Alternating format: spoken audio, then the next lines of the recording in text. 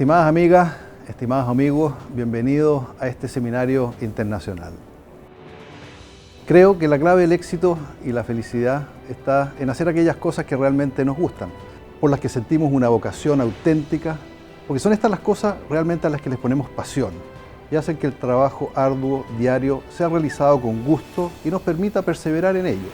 Como Banco BICE, queremos aportarles a cada uno de ustedes compartiendo en este seminario la historia que hay detrás y las que están escribiendo estas empresas que conocemos como Hidden Champions. Empresas que son extremadamente exitosas a nivel global y que muy pocos de nosotros conocemos. A este seminario invitamos a un expositor de lujo a nivel internacional, Herman Simon, CEO de Simon & Kucher & Partners, académico, autor de numerosos libros y artículos en diarios internacionales y revistas especializadas en negocios. Lo acompaña como moderador José Miguel Benavente, ingeniero civil y doctor de Economía de la Universidad de Oxford en Inglaterra. Les presento también a mi amiga Cornelia Swanberg, gerente general de AHK Chile, Cámara Alemana, con quienes conjuntamente estamos ofreciendo este webinar. Muchas gracias, querido Alberto. Realmente nos encanta poder cooperar con ustedes en esta iniciativa común de la Cámara Alemana AHK Chile y la consultora Simon Kucher & Partners, gracias a la cual tendremos hoy el placer de conocer a Herman Simon, creador e impulsor del concepto de los así llamados Hidden Champions. Tal como los cientos de empresas que Herman analizó para su importante trabajo, su misma firma de consultoría especializada en estrategias comerciales es también uno de estos campeones, totalmente globalizados con sus más de 1.400 profesionales en 41 oficinas a través de todo el mundo y rankeado como Top One en estrategia comercial, marketing, ventas y pricing. Así, su propio Hidden Champion, Simon Kucher & Partners, cuenta con un equipo incluso enfocado especialmente en América Latina, con oficinas en Sao Paulo, México y Santiago, que ya ha completado más de 500 proyectos en la región. Como a lo mejor se dan cuenta, hoy estamos en nuestras nuevas oficinas corporativas, a las cuales nos estamos mudando en las últimas semanas. Son un espacio que espero facilite la interacción, flexibilidad y trabajo de equipos multidisciplinarios, de una forma amigable para quienes trabajan en estos espacios, pero principalmente también para ustedes, espero, nuestros clientes que nos visiten en estas oficinas. La modernidad de una oficina no es incompatible con los valores tradicionales de una empresa exitosa, balance que por lo demás siempre hemos tratado de lograr en el BICE y que estoy seguro que estas nuevas oficinas nos ayudarán a perseverar en esto en el futuro. ¿Por qué nos interesa saber más de los secretos del éxito, de estos campeones mundiales, empresas muchas veces familiares? ¿Por qué estamos convencidos que aprender de ellos le aporta muchísimo a Chile, a su desarrollo, a la productividad y competitividad de sus empresas? Necesitamos muchas más empresas de todo tamaño que logren ser de clase mundial, capaces de fortalecer su posición en el mercado chileno y, al mismo tiempo, salir exitosamente a los mercados internacionales. Hidden Champions son empresas profundamente vinculadas con su entorno, las comunidades donde están ubicadas y constituyen un aporte palpable al progreso de sus colaboradores y sus familias. Son de alguna manera la demostración concreta de la misión trascendental de las buenas empresas, que son en generar verdadero valor compartido tanto para la sociedad, los trabajadores, los accionistas y los clientes. Todo esto de una manera virtuosa, sostenible y responsable. Unir lo mejor de dos mundos, aportando al progreso de nuestros países, es el propósito de nuestra Cámara AHK Chile. Poder cumplirlo junto a un socio como Banco BICE nos enorgullece de sobremanera. Estoy seguro de que en esta conversación saldrán ideas, puntos de vista y conceptos valiosos. Lo más importante que puede recibir una empresa que está empezando no es necesariamente el financiamiento o la oportuna asesoría que podamos otorgarles como Banco BICE, sino que lo más importante son y seguirán siendo siempre las buenas ideas, las que son irreemplazables en la creación de valor. Espero que este seminario les permita inspirarse en ojalá cómo llegar a ser una Hidden Champion, camino en el cual el Banco BICE, con todos sus servicios, al igual que AHK Chile, Cámara Alemana, estoy seguro conjuntamente les podremos ayudar. Espero que este seminario sea de vuestra utilidad. Muchas gracias.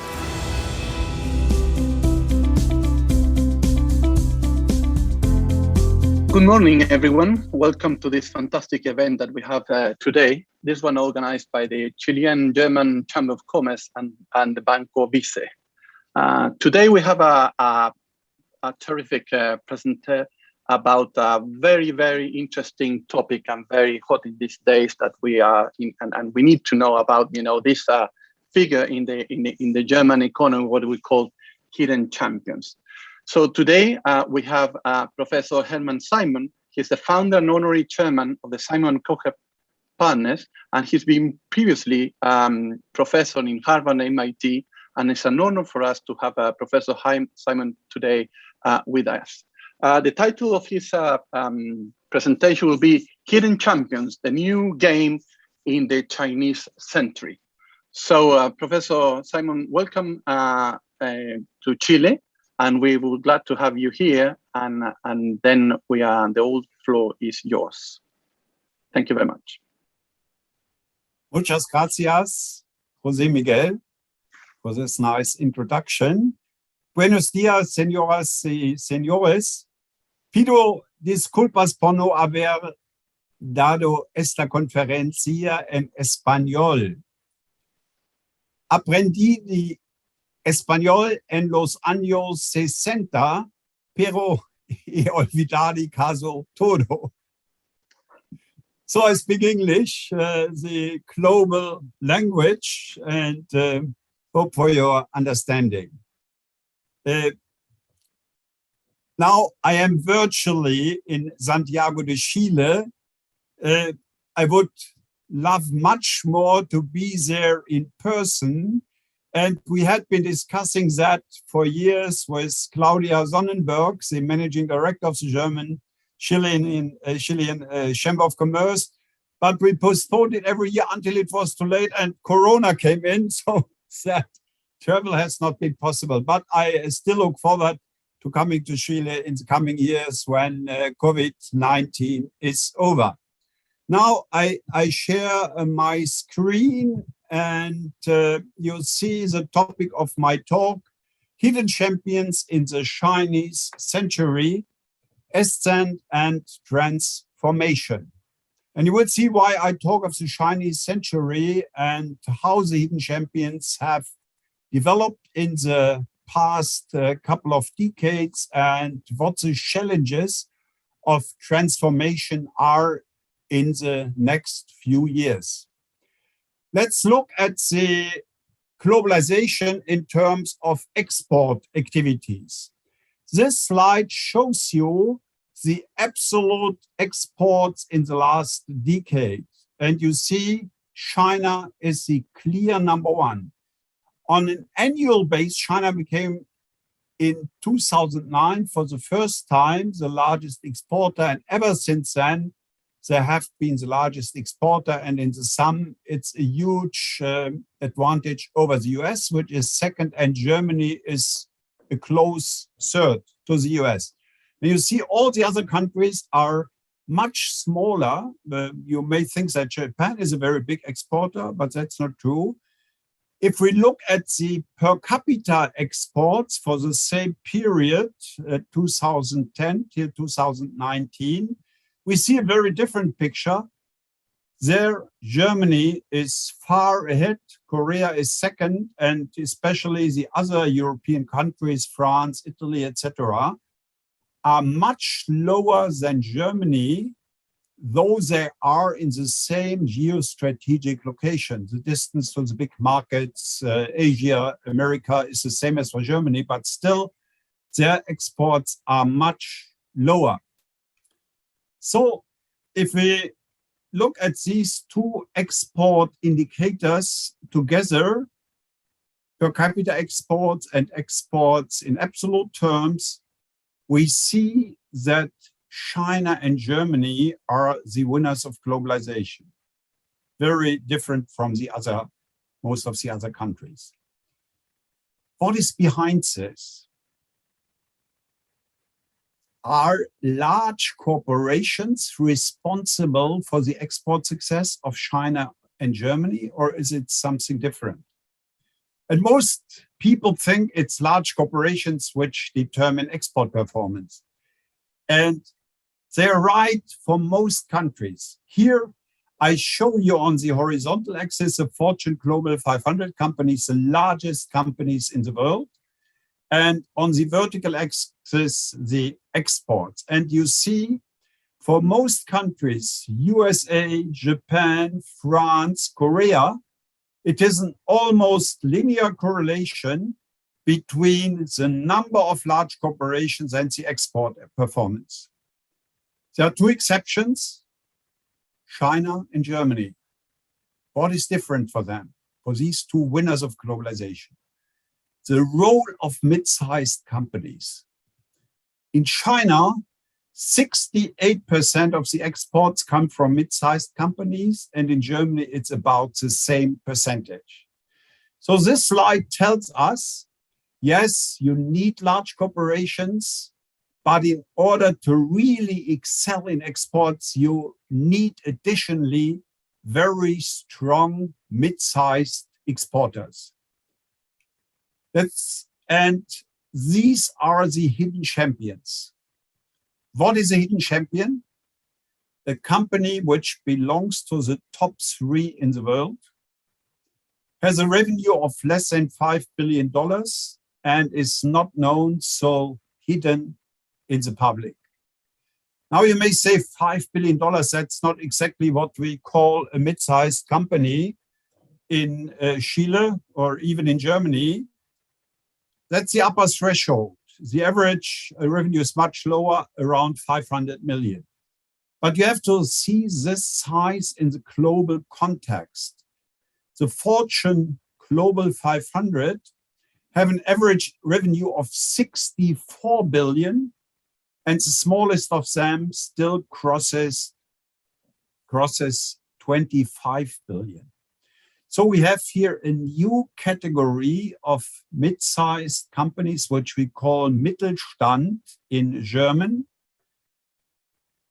which may have revenue of 500 million, 1 billion, 2 billion, which are small or mid-sized relative to the big guys, but are still global companies and global market leaders. Now, if we look at the development of globalization in the last 30 years, we can distinguish two clear phases. From 1990 till 2010, we had a so-called hyper-globalization. This means that global exports were growing more strongly than the global gross domestic product. And since 2010, we have a relative deglobalization. And I show you in this slide, where you see on the vertical axis, the trade elasticity, the growth rate of exports relative to the growth rates of global gross domestic product. And you see from 1990 to 99, that was more than 2. It means global exports were growing more than twice as fast as the global GDP. And since 2010, that has changed radically, especially since 2014, exports are growing less than the gross domestic product. And please observe, this was before Trump. So Trump has not essentially influenced this trend. I call this relative deglobalization. And what is the new game now, looking into the future? Relative deglobalization is likely to continue globalization, but goods exports, which was the main indicator of globalization, will be substituted by foreign direct investments. We see a dematerialization of international exchange. So service exports are still growing more strongly than gross domestic product. Digitalization, export of data, technologies like remote deep printing all contribute to this dematerialization. In 3D printing, we have the data in one country, prints the product out in the other country instead of moving it from one country to the other. And I'm giving this presentation by Zoom. In the old world, I would have traveled to Santiago. So we will also see a relative reduction of travel, and instead Zoom and similar software. And this is not confined to presentations by professors. We just had one case where MAN, Energy Solution, started a power plant in China, purely digital, because the engineers could not go to China. They have a digital twin of this new built power plant, and they start it digitally. In the old words, a dozen engineers would have traveled to China and worked there for 3 to 4 weeks to get the plant running reliably. And this goes further. The big challenge is to find the best location for each activity. So we see, for instance, German mining technology companies removing their competence center for mining technology to China. 2 companies have already done that. Another hidden champion is just establishing its competence center for artificial intelligence in China, because they say the conditions to develop artificial intelligence products and processes are better in China than in Germany. And this even goes farther. The first hidden champions are thinking or starting to establish 3 independent headquarters in Europe, in the US, and in China, because they say with increasing conflicts, especially between the US and China, we have to become insiders and set up independent headquarters. And my company, of which Manuel Osorio in Santiago is a partner, and we have an office there, we have 3 holding companies already. It's a similar setup. 1 in Germany, 1 in the United States, 1 in Singapore, to which the subsidiaries are attached. So we see this kind of deglobalization also organizationally. Now let's look at the business level of the hidden champions and as the aspect of growth, or ascent, as I call it here. On the left slide, you see 3 hidden champions which have become big champions now. The F Group is the 4th largest automotive supplier in the world. Fresenius, a global leader in dialysis, so kidney treatment, SAP, you know. These were companies in the range of about 2 to 3 billion 25 years ago, and now they are 10 times larger. And on the right side, you also see a couple of hidden champions which are just going above the threshold of 5 billion. These companies had around 300, 500 million in 1995. And we see the same growth pattern in the smaller categories. Here on the left, we have 3, Rational, which is a global leader in equipment for professional kitchens. Birkenstock, you may know, these health sandals. Egos is the global leader in bearings made from plastics. These were companies in the range of 50 to 100 million in revenue, and now they are approaching 1 billion. And on the right, Formula D, also our company, Simon Kutscher. And these were companies which were below 10 million 25 years ago and now are approaching 400 million. So the hidden champions have experienced a period, decades of ascent and growth. And the main driver behind this growth has been globalization. And we come back to this. Now, what are the pillars of the hidden champion strategy? The core is the ambition to be the best in their market. They achieve that through focus. Only focus leads to world class, innovation, and globalization. And all this is surrounded by new driving forces, especially digitalization and business ecosystem. And I will give you examples of all these driving factors of the hidden champions' success. Let's look at the ambition to be the best. Stihl, the global leader in chainsaws, says, either we are the best or we don't do it. We are the best or we don't do it. Mackevision, global leader in computer-generated imagery. Our ambition is to be the absolute #1 for computer-generated imagery worldwide. absolute #1 worldwide. DeepL, we deliver the best translations in the world. DeepL has been tested many times against Microsoft, Google translators. And usually with a, say, text from the New York Times, DeepL has 1 to 2 mistakes. The others have 8 to 10 mistakes. DeepL from Cologne, Germany. Ambition to be the best. That is the entrepreneurial driving force. This slide slipped into the wrong place because I wanted to show it behind the others. I don't know why it's there now.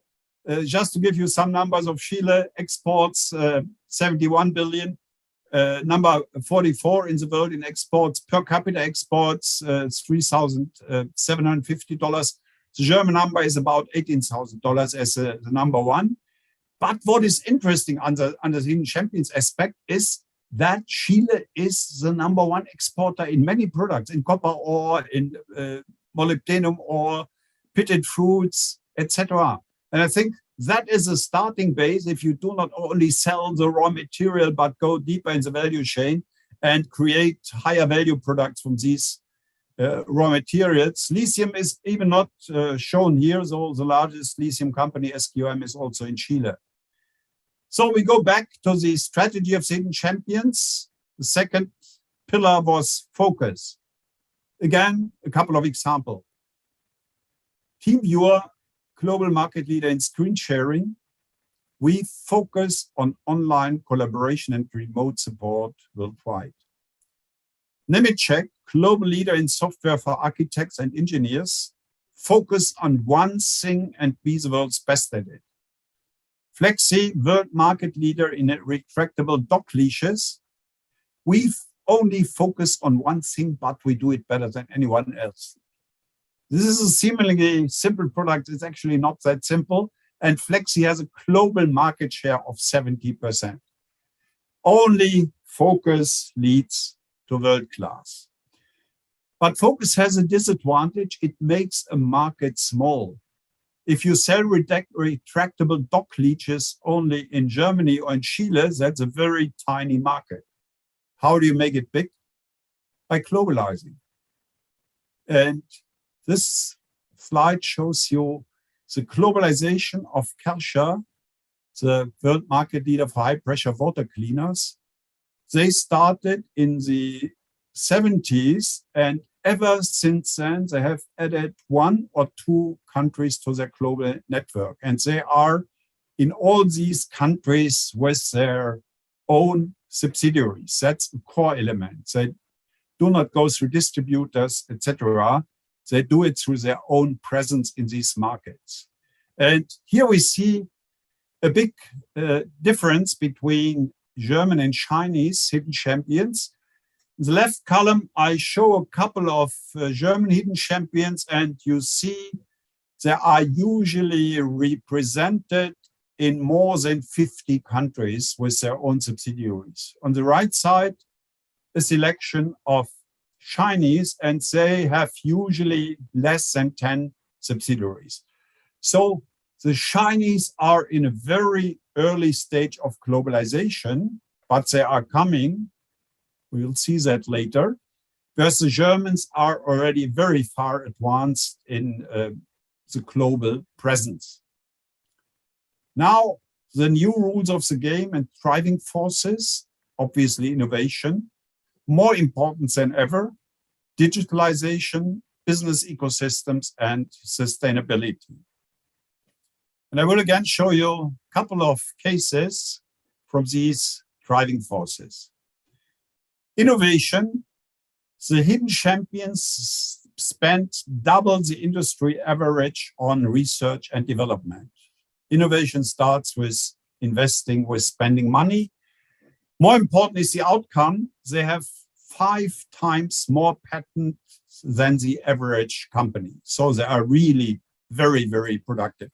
And I show you a couple of videos now from they're all from the mobility sector, because there you see something in software, you cannot visualize it. So some short videos on innovations from hidden champions in the mobility sector. This is a regional train. Why do I show you a boring regional train?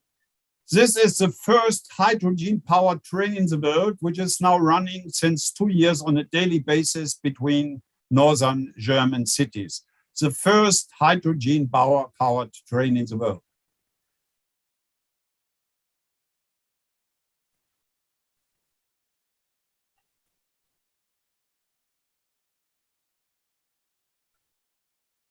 This is the Volocopter, the first electric helicopter, and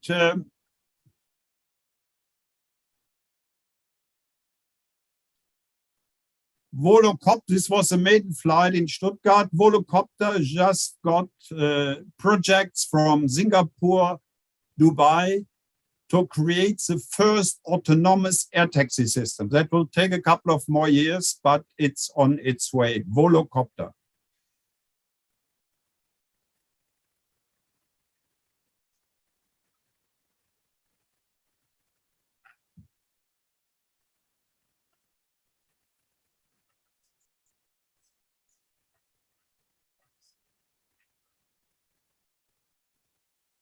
Lilium, an electrical plane, vertically takeoff and horizontal flying.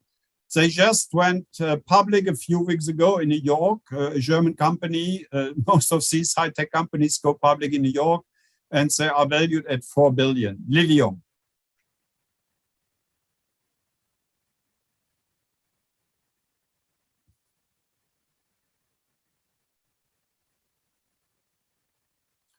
This is the first hydrogen-powered plane in the world. It can seat 4 people, including the pilot, and you saw it taking off from Stuttgart Airport. And this is not a product, but a demonstration project, the flying pigeon from Festo. Festo is a global market leader in pneumatics, a core element of automation. And when I travel through the world, especially in China, and visit factories, I'm always asking, do you have Festo in your factories? The answer, 100% of every factory has Festo products. And here they demonstrate their technical capabilities. Now, if we compare Chinese versus German hidden champions, we see a very important difference. I show you here the number of research and development employees for a selection of Germans and a selection of Chinese. And you see the Chinese employ much higher numbers in R&D. Let's, for instance, compare Carl Zeiss, a global leader in optical products, have 3,100. Hikvision, global leader in security cameras, have 9,300. And I think that is a real challenge or danger for the Germans. And it reminds me of an old story. In 2004, I visited Nokia in Germany. Jose Miguel, do you still remember Nokia? At that time, Nokia was the one and only in mobile phones with a market share of close to 50%. It was the most arrogant company I've ever visited. They said, we are invincible. Nobody knows as much, has as many people in research and development. And at that time, they had 19,000, huge number. 3 years later, in 2008, I attended a speech by the CEO of Huawei for the New Delhi, India.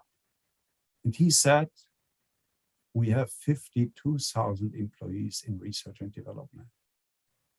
And you know what has come out of this constellation? And here I see a real danger, Chinese century. They are not advanced in globalization, but they invest very, very heavily in research and development. And this is a very interesting slide. It shows 10 leading countries.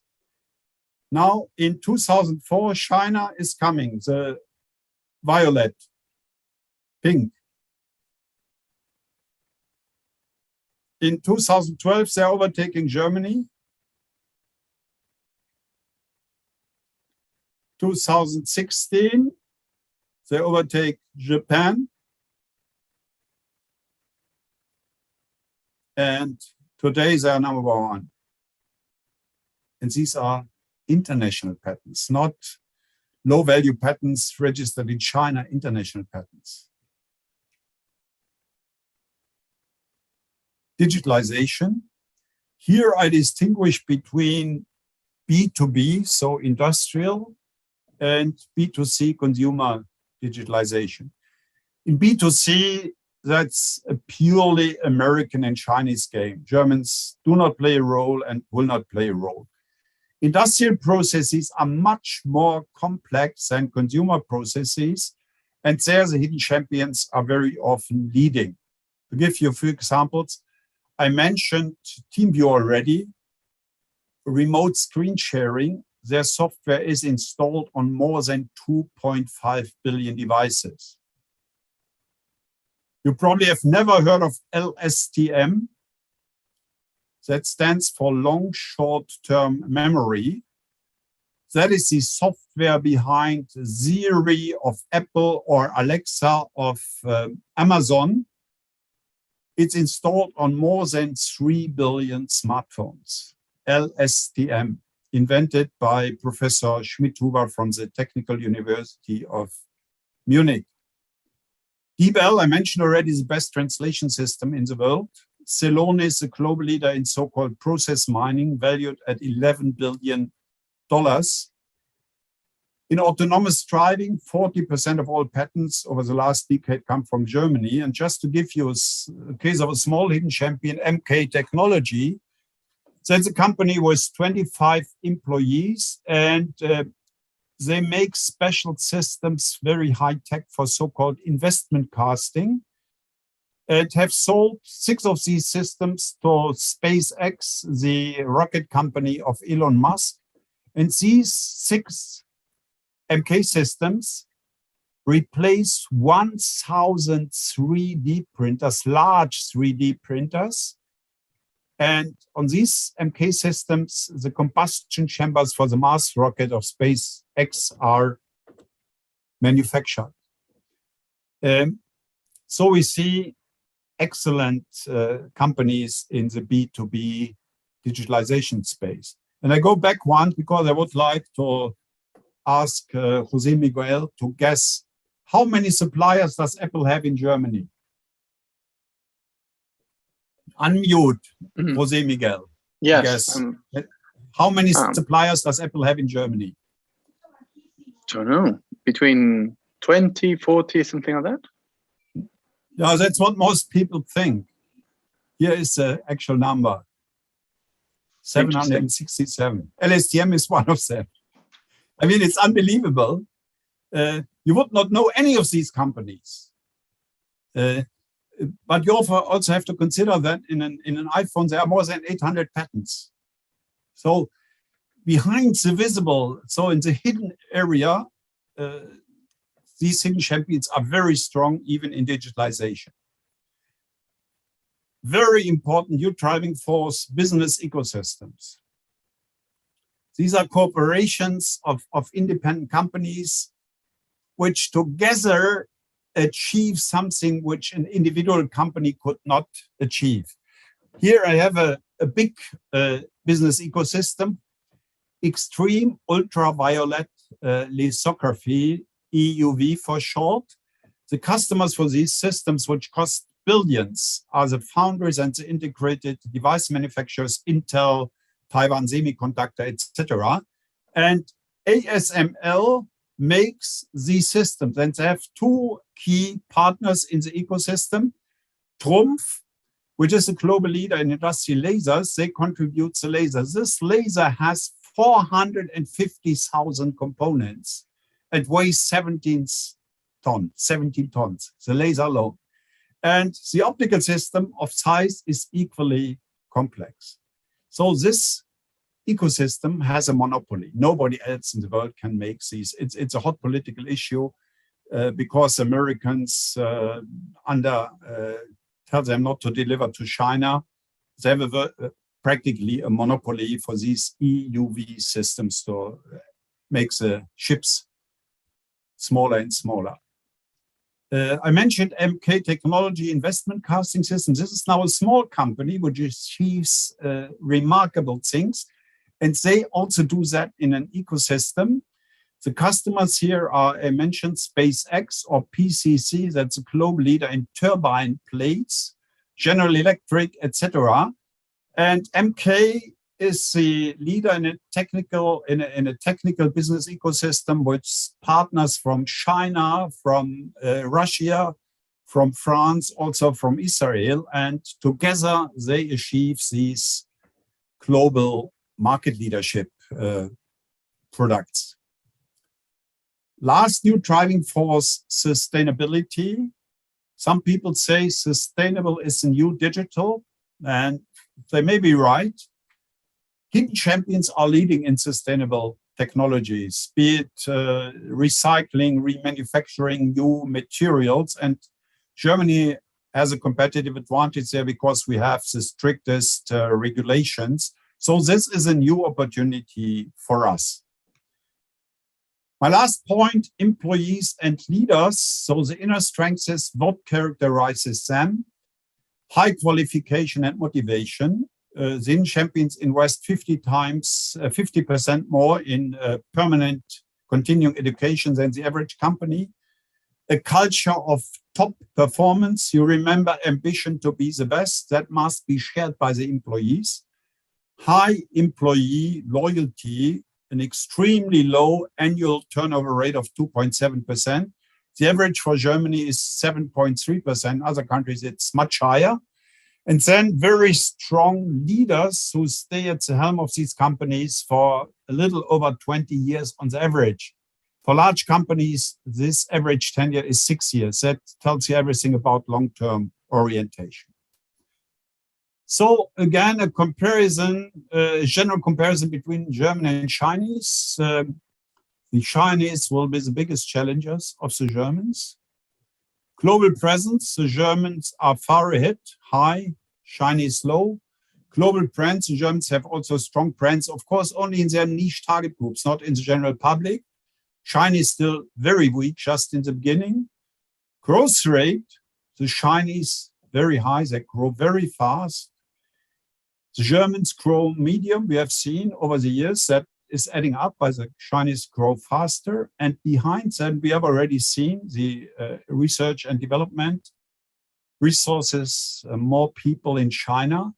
Behind that is initial public offering going public. The Chinese go public very early and collect huge amounts of capital and invest that into growth and into research. Whereas the Germans are mostly family companies who are hesitant to go public and finance themselves from the cash flow. And I think they have to reconsider that. One conclusion from these comparisons between German and Chinese is that we Germans must become Chinese. I've already given you a couple of examples where competence centers are set up in China.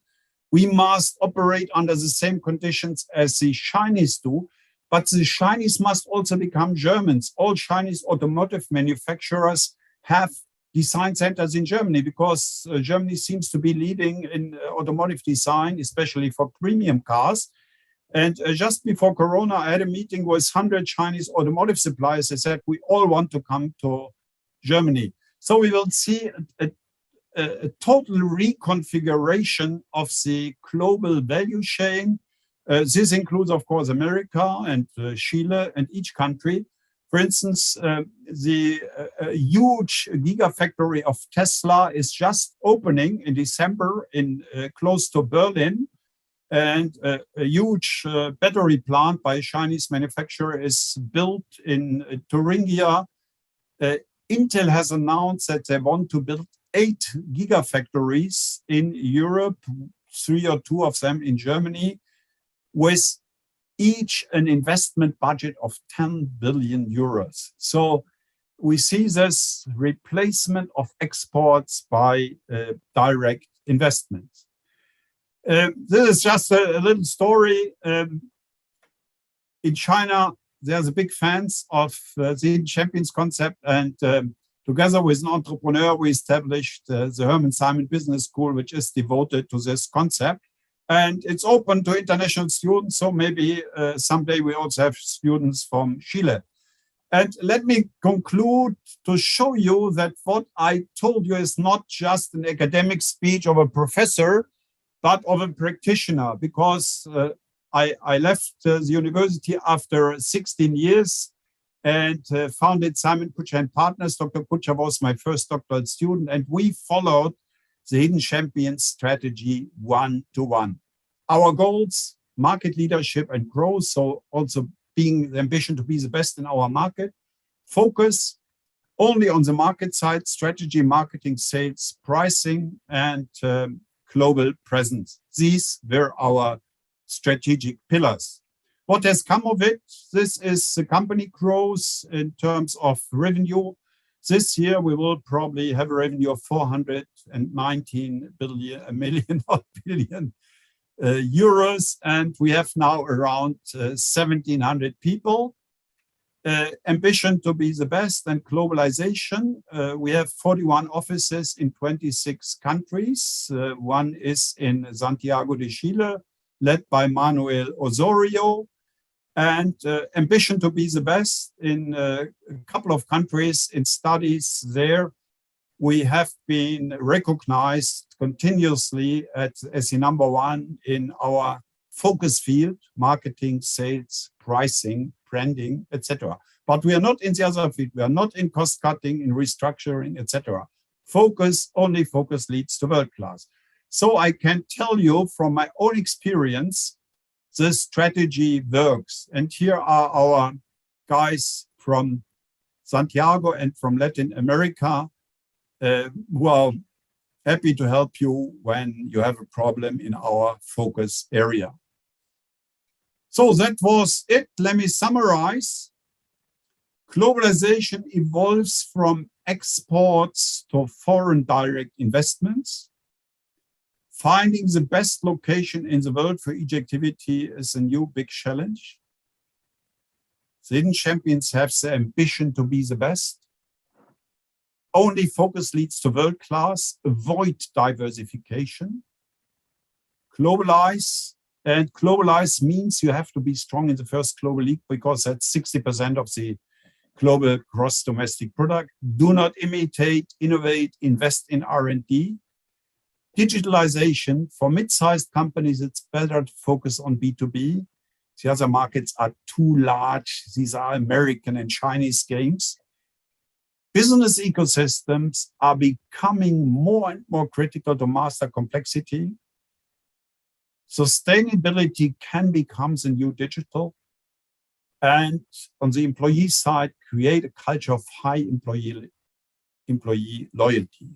That is, I think, the most important among the employee and cultural aspects. So I've written a couple of books on these things. My autobiography, where I also tell the story of the hidden champions, how it emerged, and of Simon Kutscher. And Hidden Champions, the new game in the Chinese century, just appeared in German and will appear in 3 months also in English. So thank you very much for your patience and attention, and I'm looking forward to our discussion. Well, thank you very much, Professor Simon. That was really, really interesting. I think it's really, really interesting about this institution that you call, the hidden champion, which is, I think, is very relevant in all the figures that you have shown to us. So I have a few questions. Probably I'm going to start asking you a little bit about this hidden champions, giving your experience in Germany. The first one is how these firms emerge. What I mean about that, because some of them, you may think they are very old and tradition, have moved through time and rearrange and change in a certain way that have, became champions, especially starting, I think, in Germany, and then following what you've said, looking after new markets. I'm thinking, I don't know the German ones, but I'm thinking of Nokia, for example. Nokia started on the forestry sector. I have changed in a little bit, adapting, incorporating R&D, etc. But if you see when Nokia was founded until today, have almost 100 years old. So my first question is how old and how these firms emerge? Because on contrast, you may ask, are these firms very new and they start, like stars from the start, using what in Chile we have pushed the idea of the startup, So my first question is related with the, the age and the evolution, how this emerge, how this, hidden champions emerge. Yeah, I have the detailed data in my book on the age structure, but due to time limits, I could not go into these details. Practically, we have three maxima in the distribution. Quite a few of the hidden champions are older than 100 years, were founded in the 19th century and have survived and kept their market leading position. Then we have a big wave of new startups and foundation after the Second World War, so in the 50s and 60s. And then more recently, we also have a new wave. I gave a couple of examples like DeepL, TeamViewer, Mackevision, digital or software companies. And but the average age is substantial, around 70 if you average it out. I mean, you are not really becoming a global market leader in your first 3 years. So even the younger ones tend to be 15, 20 years old. So we have waves of foundations and startups. And of course, behind your question, there may be a deeper issue. If we look at the distribution across countries, Germany has by far the most. Similar per capita density we have in Switzerland and Austria, which are structurally essentially the same.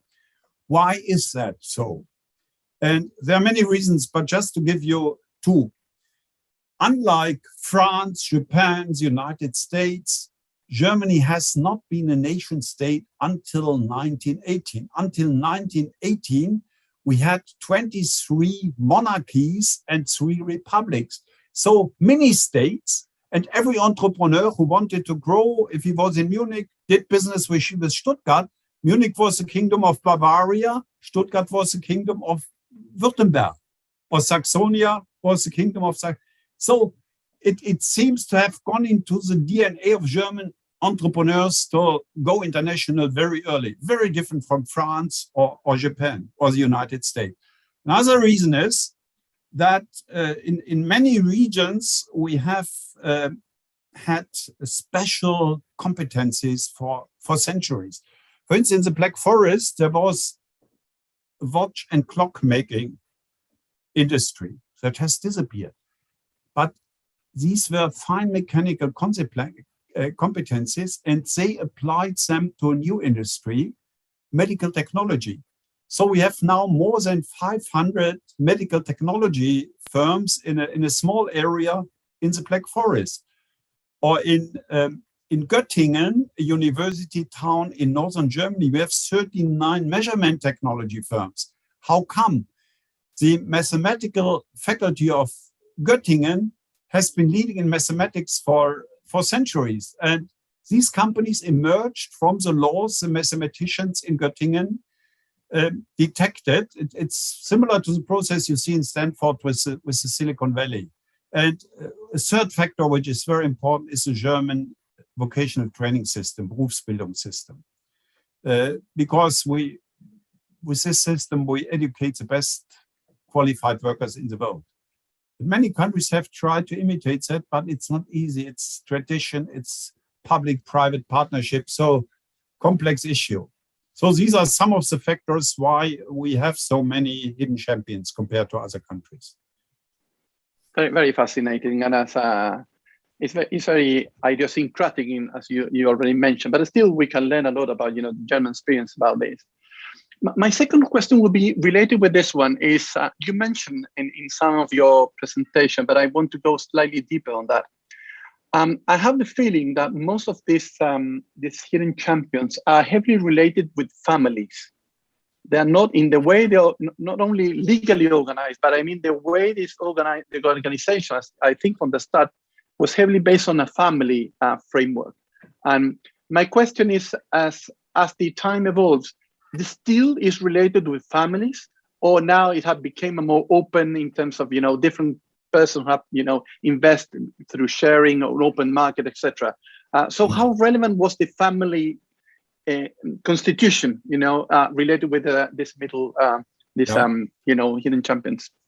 Yeah, you're absolutely right. 70% of hidden champions are family businesses, not necessarily run by the families. We see an increasing number of non-family managers, but the families are still the owners. So that's roughly 70%. 10% are publicly listed. 10% are parts of larger corporations, and 10% are owned by private equity. Private equity didn't exist 20 years ago in Germany, but now they have a major position in the hidden champions sector.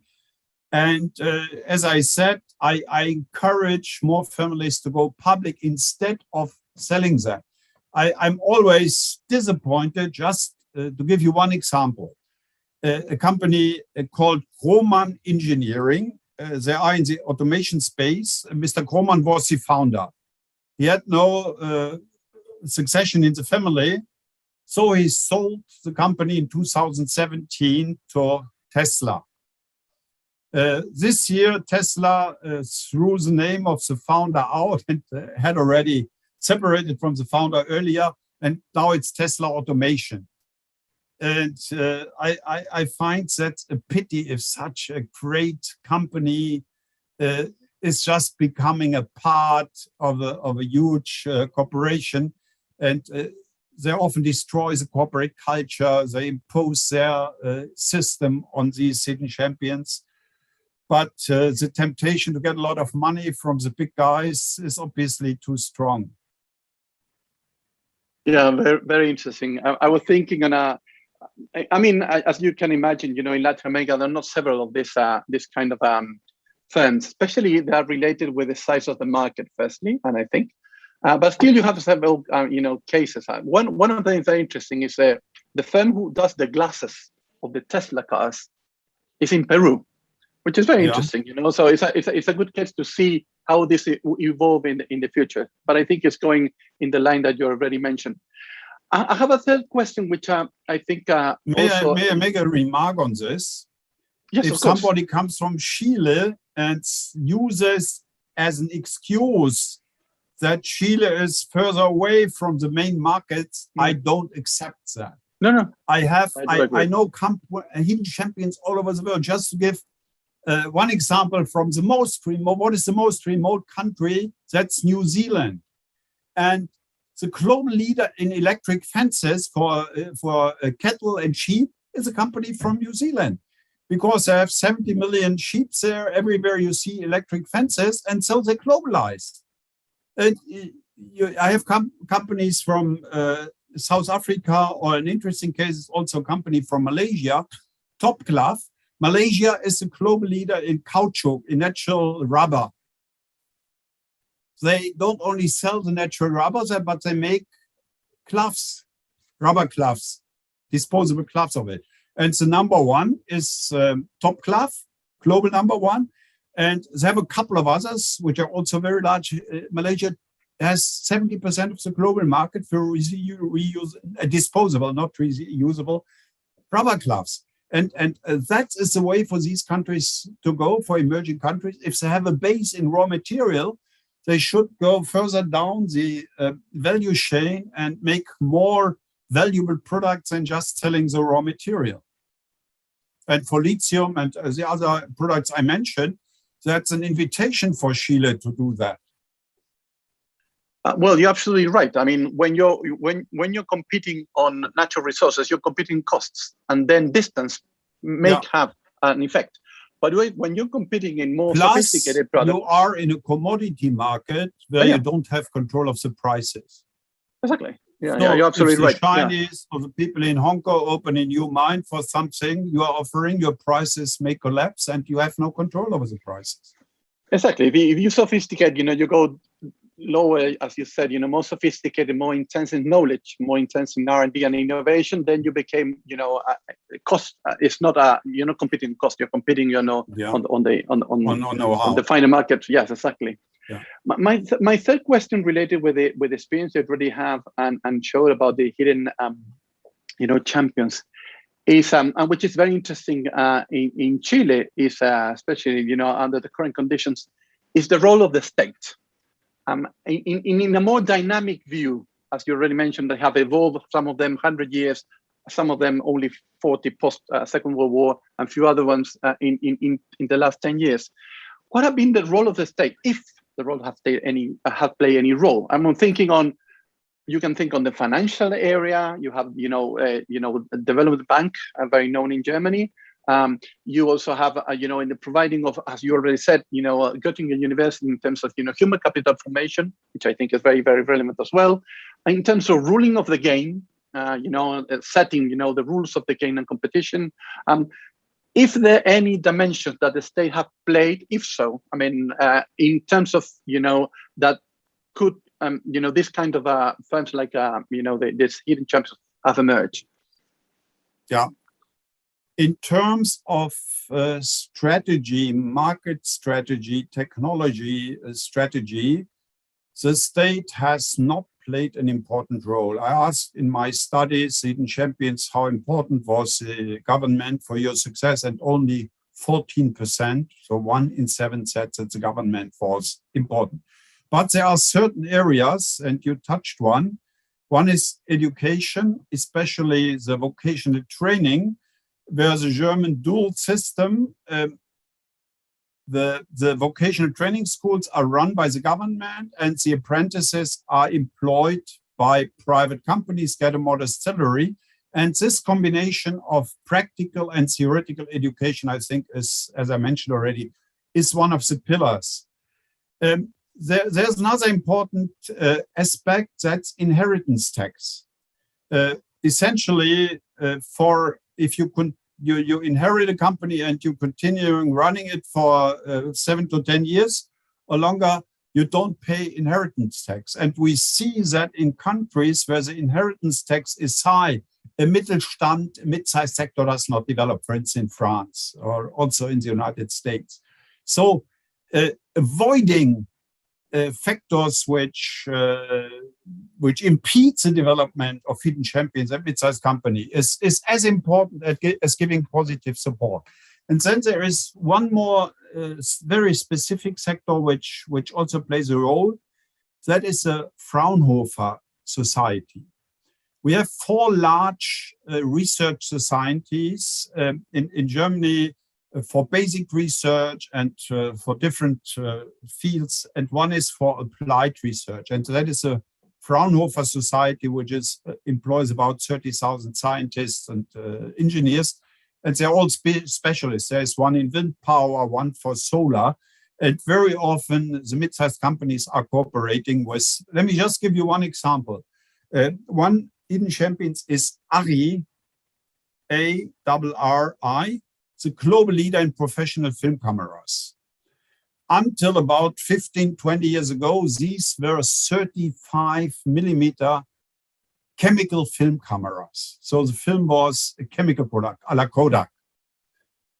Then digitalization came, and ARRI is a relatively small company. They were alone not able to develop a new digital camera for professional filmmakers. Together with the Fraunhofer Institute in Nuremberg, which also invented the MP3 system, they developed a digital camera and are again market leader in the digital field.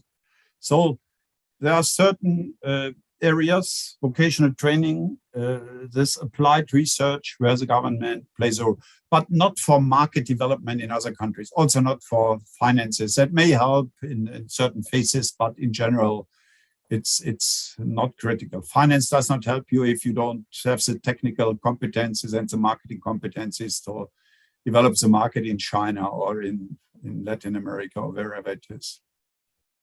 Yeah, I think, the last point you mentioned about, the technical components of the, labor force is absolutely relevant. And I think, at least from the Latin American eyes, Germany is very known because of that. The way you have organized the educational system in giving, also this technical bit very, very strong, have make for us, I mean, the whole difference that which is lacking, you know. Yeah, we've been that's as by Latin the way is America. an interesting point, because the discussion is here that we are lagging behind in digitalization, that we don't have Googles or Facebooks here. And I personally think that's not a real problem. It's, if you look at the old world, we did never play a role in consumer products. We don't have a Coca-Cola, a Procter & Gamble. We don't have a McDonald's or a Starbucks or Marriott, etc.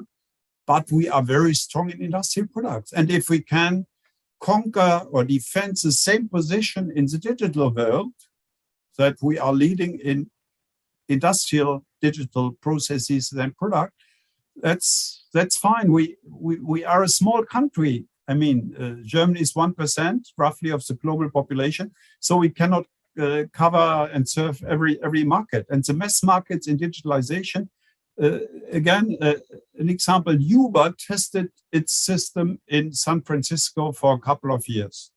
When it worked, they rolled it out to all American large cities. If you do the same in Berlin, you develop your system there and roll it out to Europe, you have to overcome 27 bureaucracies and languages. You don't set the standard with a German base in the mass markets. That's absolutely right. simple. Yeah, I very agree. Let me move you to a new dimension in terms of on thinking now on more on Chile and in Latin America in general.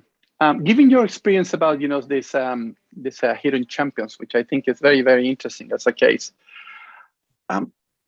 If someone from the audience today is listening to you about the old experience and the cases that you already shown, and he have the intention to move in that direction, giving the tips you already said, which are the first steps that someone, if we want to go in that direction, should do? For example, I mean, sometimes it's a financial problem which is behind, or is it not a clear idea, or how I have to link with the natural resources sector, or I have to absorb technology and knowledge coming from abroad, saying German firms or other ones. I have to go outside, and see what is going on there and see if I have an opportunity. If I'm not taking a lot of time for you, but what are the 2 or 3 actions that someone from Chile may go and may start doing, aiming at to become like this middle kind of firms, mainly, suppliers, as you already said, mainly in the tangible sectors, as I understood, and what you called, the hidden champions. I think the starting point is the ambition to be the best in your market. Of course, you don't fall from the sky as being the best, so you need or you have to develop a unique competence. If I take our case, what is the foundation for our company? The fact that my doctoral dissertation was pricing strategies for new products. And I was not the best economist or in our studies at the University of Bonn, but I focused on this field and worked on it for years and years and years. And even if you are not a genius, who is an Einstein? Nobody is an Einstein. If you focus on something, you can really have an opportunity to become the best or one of the best. It starts with your city. I sometimes talk to regional people and say, we are not in the global game. I say, but still you can be the best restaurant or the best baker or the best whatever in your city and your region. And then the second step from this focus is not to get distracted by, and that's particularly difficult in China because they have so many growth opportunities. Then they want to go into real estate, into another business. By the way, that is a problem of many successful entrepreneurs who have success in one field that they think they can do everything, but in other field somebody else is the best one. So there it starts, and of course you are not starting as a global company. So I say, relative to my career, I explained that in my autobiography. do the job well, which are you currently doing now? Don't dream of things which may or may not happen in 30 or 50 years. If you do the job you're doing now well, opportunities will open. And the unique competence can be related to a very different thing. It can be in Chile that you have certain raw materials which we don't have in Germany. So you have a natural grip on this source of raw material. It can be the competence to sell. There's one guy, Wirt, he is now bigger than a hidden champion. He's everywhere in the world. He's selling screws and nuts and bolts. So trivial product, but he has set up a sales and logistics system which is unparalleled in the world. That's not based on technology, but on salesmanship. And so you have to find out what your unique competence is, or which unique competence you can develop. It's a discovery process. Roderick would if say. you had asked me 30, 40 years ago whether I would be honorary chairman or retired or 3/4 retired of a 1,700 people company, I would say, are you crazy? I am a professor. 30 years ago, I was still a professor and didn't even think. But then we started it small and we saw it work, and so it's developed. Great. Let me just finish with a couple of questions, if you don't mind, Professor Simon. I will call you professor anyway. I mean, you're still a professor. No, you're a professor for life. Now moving a little bit to the future. I mean, the COP26 have just finished in Glasgow. Probably not on the direction that everyone wants, but given and also you mentioned a lot, there's linkages and what's going on in China and US and Europe. What do you foresee in the future for this kind of firms in terms of given that now the rules of the game are different? Not only the digital issue that you already said that is very relevant for the context, but also people are more concerned about what's going on with the earth, what's going with the sustainability in the terms of more the ecological side. What do you see in terms for this kind of firms? And I will divide in two parts. In general, so what's the challenges? So you already said something about the Germans and the China, but now my second bit will be more related with countries like Latin America. What do you foresee about what is going on in the world these days? In general, I am optimistic for these firms, especially if they meet the Chinese challenge, which means for me becoming Chinese. So working under the same competitive conditions as the Chinese, or even taking advantage of it. Just to give you an example, I mentioned Trumpf, the laser company. They acquired in 2013 the largest laser company in China. And they run it as a second brand, lower priced. So that's a smart strategy. And their site in China is now their biggest operation in the world, their biggest plant in the world, this second brand company. But there are certain sectors, like all the companies which are in combustion engines, which I call sunset industries. They must find a totally new and totally new business, otherwise they will go under. And that is a substantial share of the German hidden champions who make products which are related to combustion engines or gears, etc., which are no longer needed in electric cars or hydrogen cars. So it's very differentiated. When it comes to Latin America, I see the main challenge in education. Not so much for Chile, but for a country like Brazil. Even for Europe, that's a challenge relative to the Asian countries.